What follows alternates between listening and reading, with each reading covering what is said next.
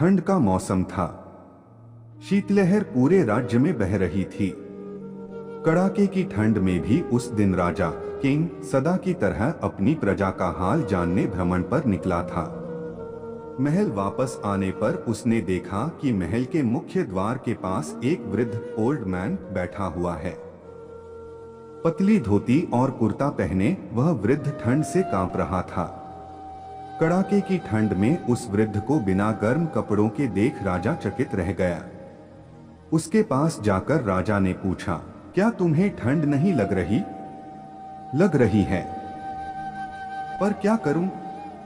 मेरे पास गर्म कपड़े नहीं हैं। इतने वर्षों से कड़कड़ाती ठंड में यूं ही बिना गर्म कपड़ों के गुजार रहा हूं। भगवान मुझे इतनी शक्ति दे देता है कि मैं ऐसी ठंड सह सकूं और उसमें जी सकूं, वृद्ध ने उत्तर दिया। राजा को वृद्ध पर दया आ गई। उसने उससे कहा, तुम यहीं रुको, मैं अंदर जाकर तुम्हारे लिए गर्म कपड़े भिजवाता हूं। वृद्ध प्रसन्न हो गया। उसने राजा को कोटि कोटि धन्यवाद दिया। वृद्ध को आश्वासन देकर राजा महल के भीतर चला गया। किंतु महल के भीतर जाकर वह अन्य कार्यों में व्यस्त हो गया और वृद्ध के लिए गर्म कपड़े भिजवाना भूल गया। अगली सुबह एक सिपाही ने आकर राजा को सूचना दी कि महल के बाहर एक वृद्ध मृत पड़ा है। उसके मृत शरीर के पास जमीन पर एक संदेश लिखा हुआ है जो वृद्ध ने अपनी मृत्यु के पूर्व लिखा था।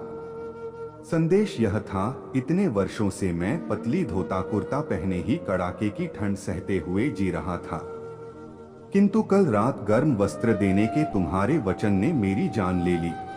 सीख, दूसरों से की गई अपेक्षाएं अक्सर हमें उन पर निर्भर बना देती है जो कहीं न कहीं हमारी दुर्बलता का कारण बनती है। इसलिए अपनी अपेक्षाओं के लिए दूसरों पर निर्भर रहने के स्थान पर स्वयं को सबल बनाने का प्रयास करना चाहिए। फ्रेंड्स, आपको king and the old man story in Hindi कैसी लगी? आप अपने कमेंट्स के द्वारा हमें अवश्य बताएं। ये हिंदी स्टोरी पसंद आने पर लाइक और शेयर करें। ऐसी ही और मोरल स्टोरी इन हिंदी पढ़ने के लिए हमें सब्सक्राइब कर लें। थैंक्स।